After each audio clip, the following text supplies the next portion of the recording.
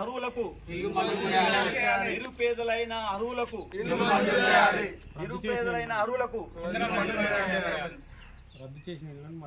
రద్దు చేసిన మంజూరు చేసి రద్దు చేసిన ఇళ్లను మంజూరు చేసి రద్దు చేసిన ఇళ్లను ఈ అమ్మాయి వాయిస్ తీసుకుంటారేమో. శ్రీయుత గౌరవనీయులైన ముఖ్యమంత్రి గారికి నా నమస్కారములు. సార్, నాది గ్రామం రామచంద్రపురం, మధ్యరాల మండలం. నా పేరు వెలుగు అనురాధ. నేను ఇండ్ల దరఖాస్తు చేసుకున్నాను సార్. తర్వాత మళ్ళీ జనవరి 26న నాకు ఇల్లు మంజూరు అయినట్టు గ్రామ పెద్దల ముందు, నాయకుల ముందు మరియు ప్రాజెక్ట్ పైలట్ కింద నాకు హామీ పత్రం మంజూరు చేసి ఇచ్చిరు సార్. ఇచ్చిన తర్వాత మళ్ళీ ముగ్గు పోయాలని, ఉన్న ఇల్లును కూలగొట్టుకోమని మన గ్రామ పంచాయతీ సెక్రటరీ పుష్ప మేడం గారు చెప్పారు సార్. చెప్పిన తర్వాత మళ్ళీ నేను జేసీబీ పెట్టి కూలగొట్టించింది సార్. కూలగొట్టించిన తర్వాత ఆమె మళ్ళీ ముగ్గు పోయడానికి వచ్చిరు సార్ అధికారులు. మేడం వచ్చింది, ఆఫీసర్లు వాళ్ళందరూ వచ్చి పోసిన తర్వాత నా ఇల్లు మళ్ళీ సెలెక్ట్ కాలేదని, ఫోటో కూడా యాక్సెప్ట్ చేసిందని ఫోటో తీసుకుంది సార్.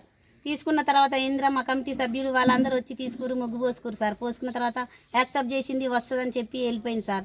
మళ్ళీ 3 రోజుల తర్వాత నీళ్లు రాలేదు, ఏం రాలేదని చెప్పి రద్దు అయిపోయిందని చెప్తుంది సార్. నేను పేదరాలని సార్, నాకు అసలు ఏం లేదు సార్, కట్టుకోవడానికి చేతిలో పైసలు కూడా లేవు సార్. నాకు ఇంద్రమ్మ ఇల్లు ఆమె పథకం వచ్చిందని ఇంతకుముందు గత ప్రభుత్వంలో తీసుకురని రద్దు చేసింది సార్. అట్లా నేను ఇంద్రమ్మ ఇల్లు ఉంటే దరఖాస్తు ఎందుకు పెట్టుకుంటా సార్? అసలు అప్పుడు నాకు మంజూరు పత్రం ఇవ్వకుండా క్యాన్సిల్ చేయాలి కదా సార్, ఫస్టే చూసుకొని. నేను పేదదాన్ని సార్, ఇప్పుడు నాకు ఎక్కడి నుంచి తెచ్చి కట్టుకోగలుగుతా సార్ నేను? అది సార్ నా పరిస్థితి. ఇప్పుడు నేను ఎక్కడ ఉండాలనో తెలియట్లే. ఈ వర్షానికి ఎండకి కిరాయిలు తీసుకునేటట్టు కూడా లేదు సార్ మా ఊర్లో. నేను ముఖ్యమంత్రి గారిని కోరుకుంటున్నా సార్.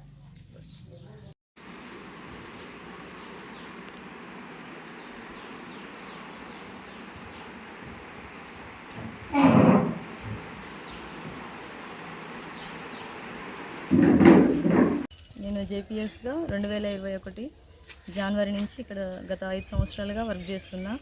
4.5 సంవత్సరాలు కంప్లీట్ అయిన తర్వాత ఇంద్రమ్మ ఇల్లు పైలట్ ప్రాజెక్ట్ కింద రామచంద్రపురం గ్రామం ఎంపిక కావడం జరిగింది.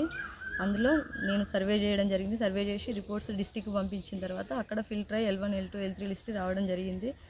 L1లో వచ్చిన వాళ్ళకు ముగ్గు పోసుకోమని, నెక్స్ట్ వాళ్ళు కన్స్ట్రక్షన్ స్టార్ట్ చేయమని చెప్పడం జరిగింది. అందులో 56 మెంబర్స్ ఉన్నారు. అందులో ఒక 17 మందికి మాత్రం గతంలో ఇంద్రమ్మ స్కీమ్ ఉన్నదని చెప్పేసి అని పై అధికారులు మాకు లిస్ట్ అవుట్ చేసి ఇవ్వడం వల్ల నేను ఫస్ట్ గతంలో 56 ఏళ్ళకు ముగ్గు పోసుకోవడం చెప్పడం జరిగింది. వాళ్ళకి క్యాప్చర్ కూడా చేసిన తర్వాత మాకు మళ్ళీ గవర్నమెంట్ నుంచి ఇంద్రమ్మ ఇల్లు గతంలో ఎత్తుకున్న వాళ్ళ లిస్ట్ అవుట్ చేసి ఇవ్వడం వల్ల వాళ్ళు మీరు ఇప్పుడు ఫర్దర్గా ఆర్డర్ వచ్చేంత వరకు మీరు వర్క్ స్టార్ట్ చేయకండి అని చెప్పేసి అని వాళ్ళని ఆపి చేసిన కారణంగా వాళ్ళు నా మీద నేనే మేడమే తీసేసింది, కార్యదర్శి మేడం గారే కావాలని తీసేసిందని ఒక ఉద్దేశంతో నా మీద తప్పుడు ఆరోపణలు